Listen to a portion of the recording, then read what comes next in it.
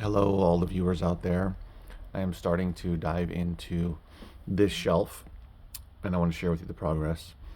This is still self-empowerment. I am going through all of these shelves. As you can see, I've already gone through these. And travel and self-empowerment, not left with very many, but freeing up lots of space for better books. In my bookstore here, I'm Andrew from 510 Books. It is Monday, October 21st, 2024. So this is what it looks like now. And then after that, I'm going to get into the shelves down below, which is Culture, Ethnic Studies. We'll see what those books are about. And then above that, it's New Age, and then games and puzzles, but we'll see how far we get today. So it looks like this right now, and now it looks like, boom, there it is, cleared off. Doesn't that feel good? It does for me. So I've gone through all the self-empowerment slash self-help books, and travel is here as well. Travel writing, broken up between travel in the US, travel abroad, and then these were related but not. So this was about being a grandparent. This is having a stillborn baby. This was, getting pregnant. What happened after my boyfriend and I decided to get pregnant. And then I have a bunch of different categories. I have relationships, pregnancy, parenting, conservation or environmentalism, education, personal finance, disabilities, people with disabilities, Alzheimer's, aging, and abuse, like domestic abuse. So as you can see, I got a lot of personal finance, relationships, parenting, pregnancy, etc. So for now, it's just going to stay like this. Yeah, we'll see. We'll see. But it feels good to have gotten through it and gotten rid of a lot of stuff that just didn't make sense to go into the store. I found this book that I'm going to put on Amazon, The Unofficial Guide to Achieving Your Goals. You wouldn't think that people were buying it, but they are. Didn't find anything for eBay. And now I'm going to go down here and magically make all of this disappear in one at the bottom shelf in 1, 2, 3. All clear. Those books that I left down there are ones that I'm going to keep in the culture, ethnic studies, cultural studies. Yeah, I'll decide what I'm going to name it. But for now, those are books I'm keeping, and for now, those are staying in that area. So cleared off the top shelf. Awesome. Cleared out the bottom one. I went through everything there. In addition to those, I also sprinkled some other books in different genres.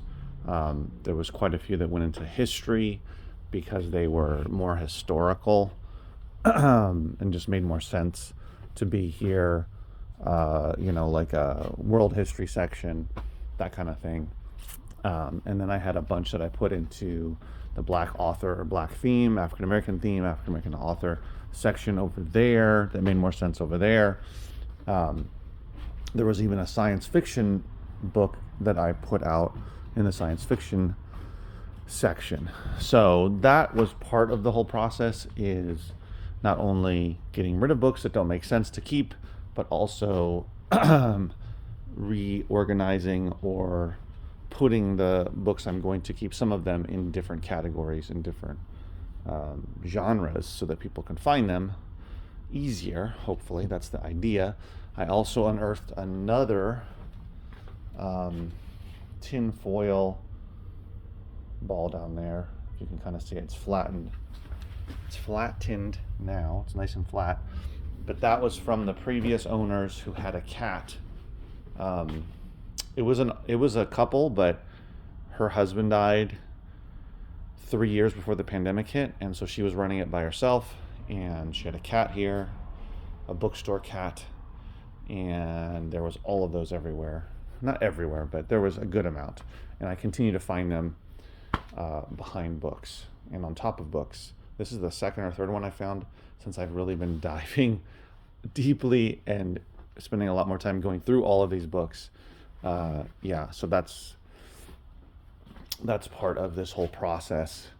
I feel like this bookstore will not be completely mine until until I go through all the books, get rid of all of the cat toys and anything else like that, and find all the gems to the higher profit items to list online, typically eBay, but also on Amazon, and just reorganize it and get rid of the stuff that I don't feel makes that much sense to be on the shelves.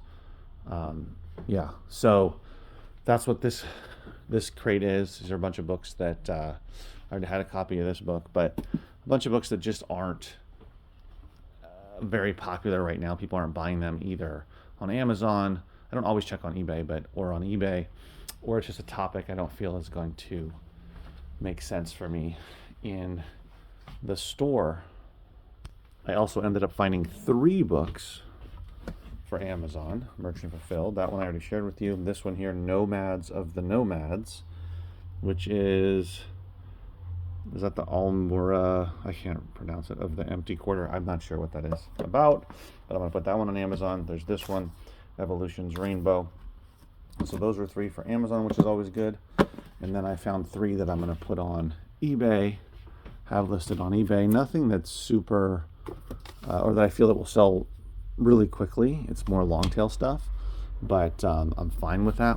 2 of them are signed. These 2 are signed, and this one is not, but they're going to be slow sellers, I assume, but I don't always know for sure, because I base it off of not only sales, but how many offers there are and how much they're going for, and things like first edition, things like first printing, things like if it's signed.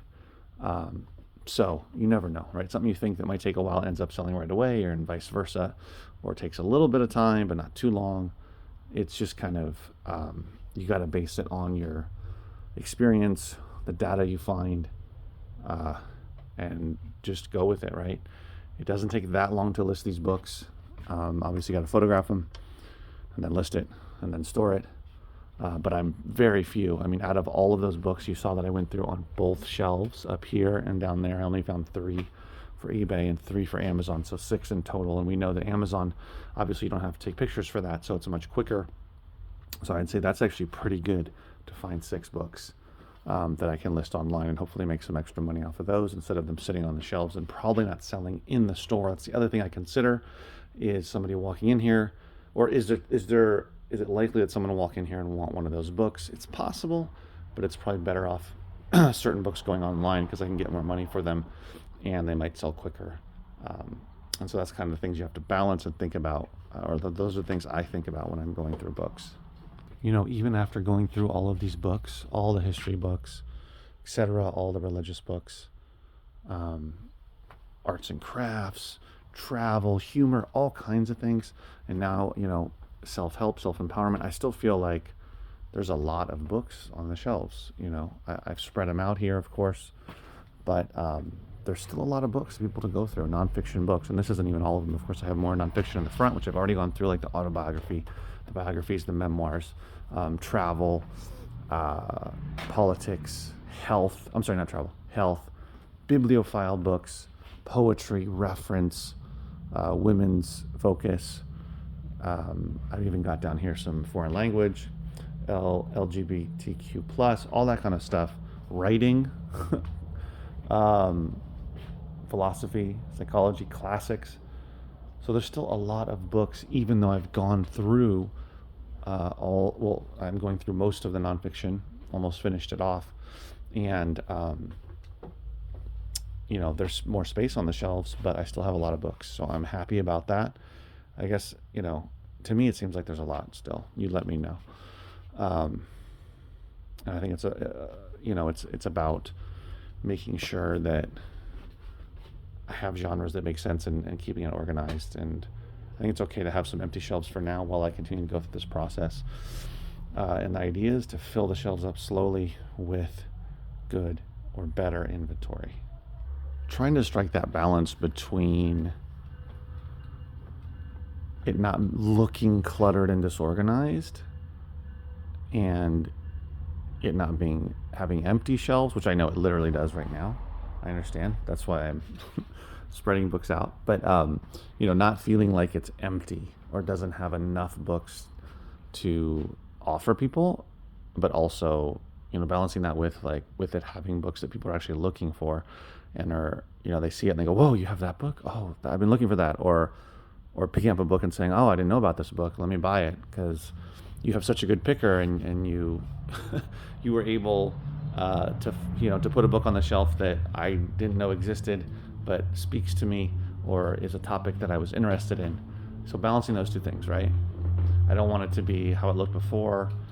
If you remember from videos from several years ago, it was super cluttered, crazy cluttered. Like you couldn't even, you know, it was all packed here in the middle. It was hard to walk in. I mean, you could walk in, but it was just felt so small and such a tiny space, cluttered space.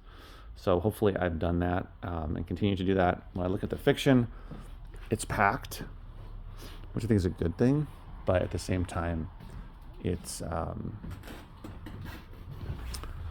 you know, it needs to be gone through because there's probably stuff in here that might not need to be here. And honestly, a lot of people aren't buying that much science fiction as much as I thought they would in fantasy. I don't know what that says. But anyway, I'm not into the fiction yet. I haven't got into that yet, but that'll be a future video. So hopefully it's looking like that from, you know, from the perspective of book lovers, book buyers, book browsers, that they can find something they're looking for, or they can stumble upon something that they didn't know existed, and but yet it's something that they are really interested in, a certain topic, that kind of thing. All right, guys, I'll see you in the next video. Take care.